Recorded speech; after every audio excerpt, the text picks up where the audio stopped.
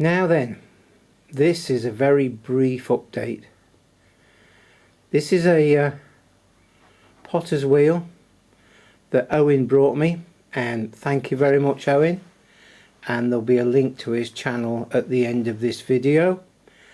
So he brought it down for me all the way from the north, which is brilliant, absolutely amazing.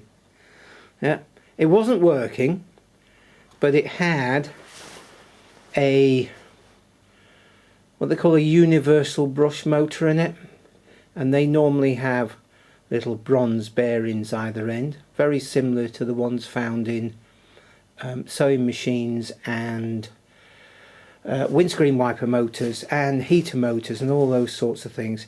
Anyway, I had it apart, freed off the bearings, cleaned up the carbon brushes and cleaned up the commutator, and away it went, which is brilliant. I've changed one or two things, but let's just have a look at the motor first.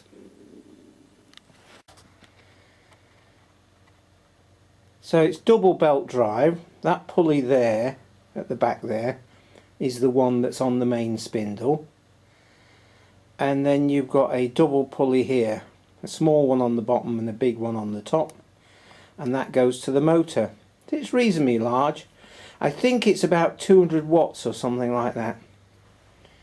It wasn't a great deal of bother.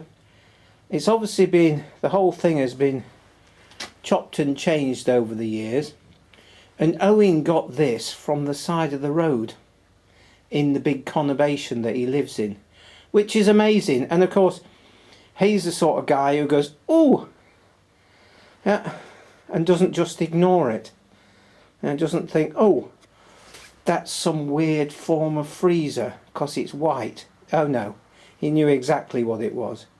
Anyway, so there's the motor was fixed. I don't know whether, let me just move round a bit and let's see if we can zoom in. Ah yeah, you see either end there's that little plate with the 3 screws. So I was able to take that out and then ease the round sintered bronze bushes off the shaft, and they were really sticky, so clean that all up, but not with emery paper or anything, just cleaned all the goo and the dried up oil off it, and then oiled them up and put them back together. And then of course this end, you see that cover there, and there's one the other side, that's the brush cover. Actually this camera's behaving quite nicely, isn't it? Anyway, so there we go. There is a panel to go on the back here, but I haven't fitted it. And there's a shelf that comes on the back here, but again I've not fitted that because it sticks out quite a long way. And I'm making do with this bit of oak flooring at the moment. Nicely rural. Now, there's a big weight there, and I'll explain about that in a moment. We'll just move round the other side. So that rocker there was the speed controller, and I found it quite difficult to work, you know.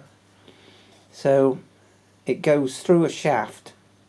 It operates a shaft there, which is obviously to some sort of rheostat or variable resistance or something like that. You can't quite see because it's behind something else, and I haven't yet investigated. But there was a hole in it, and I thought, I don't like this.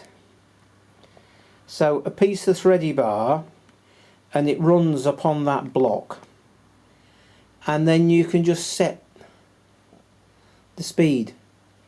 But of course the more pressure you put on, the slower the wheel goes, so there's no sort of feedback loop or anything like that.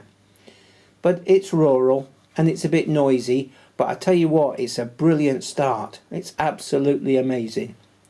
Yeah, so what I propose to do, just for the fun of it, hang on a minute, can we see? We can't really, hang on. That's better. I've just thrown this because I've been doing 2 or 3 cylinders every day, narrow ones and wider ones, and I've just thrown that this morning. You can see it's still glistening because it's still wet. And one of the things I found was, the first 2 times I had a go, I tried to throw 3 items, and it was a complete and utter waste of time. It just wasn't happening. But Simon Leach says, and I'll put a link to his channel at the end of this video as well, if I remember. He says just keep practicing. And so I did. And so one of the initial things was, how wet do you get the clay? How smooth? How this? How that? How the other? So I've just kneaded some clay down here, wherever it is. There we are. And it's like that.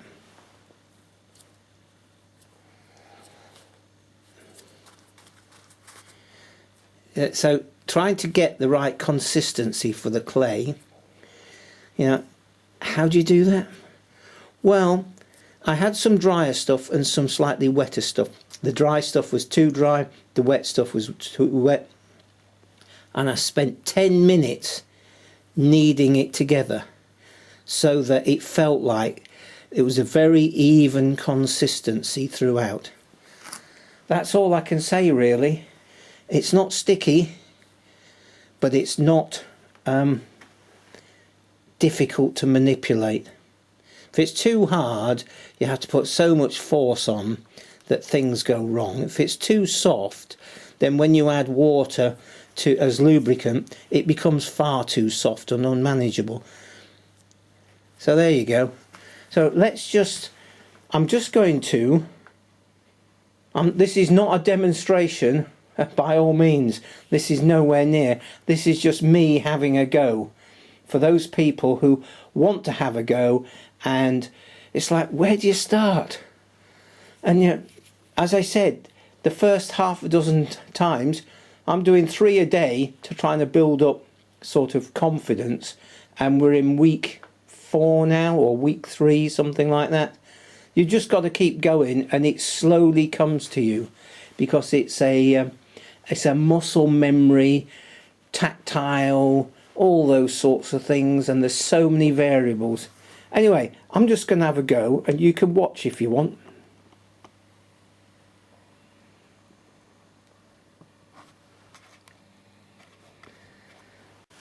So you need an apron and a towel within reaching distance, and I've got a throwing stick with a 45-degree angle on it, and this is probably 3mm thick, 2.5mm thick English ash, so it's quite flexible, and a bit of sponge on a stick, and a twisted nylon cut-off string that needs toggles on the end, but I've not got round to that. Now then, we've got just slightly bigger than a tennis ball, and as I say, I've kneaded this really well. Knead it, and when you think you've done enough, knead it a bit more. So this is not a demonstration, this is just me having a go. Okay, professionals would be going, oh, you don't want to level it up like that, but I do, because I can. So we just move this.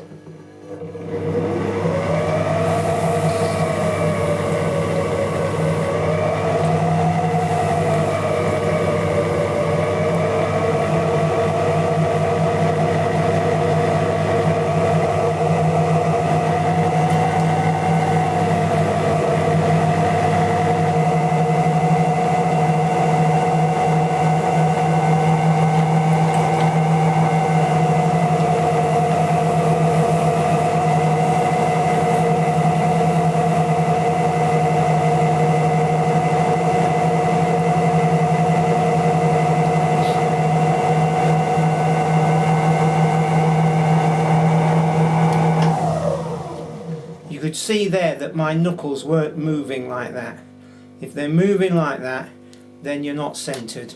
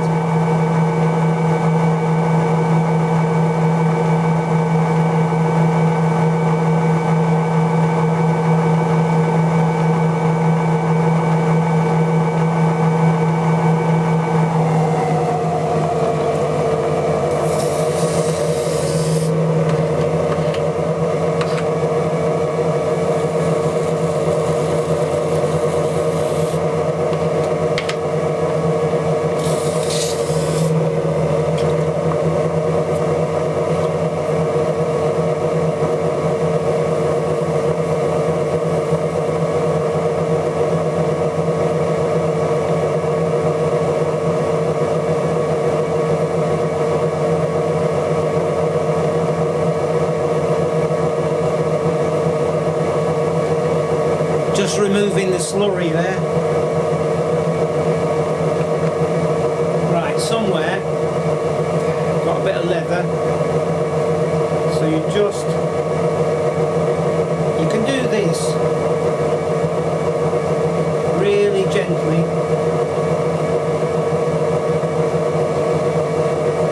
or you can just lay a piece of leather over there. Don't use a sponge apparently, because it brings the grog up.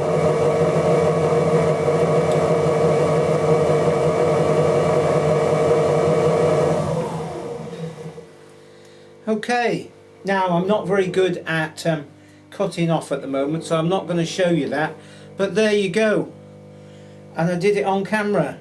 So the next thing to do is to get the sponge on a stick and get rid of all the excess water in there,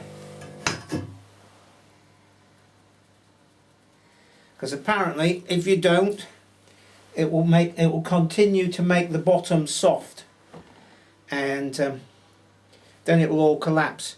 So to get it off the wheel, use a cut-off wire, a twisted cut-off wire, and really dry hands.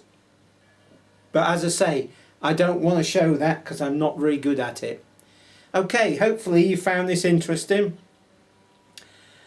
If you want to make a comment, great. That's wonderful. And I will catch up with you soon.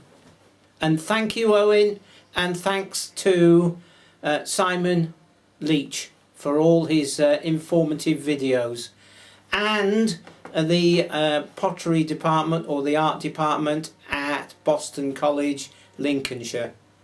Cheers for now.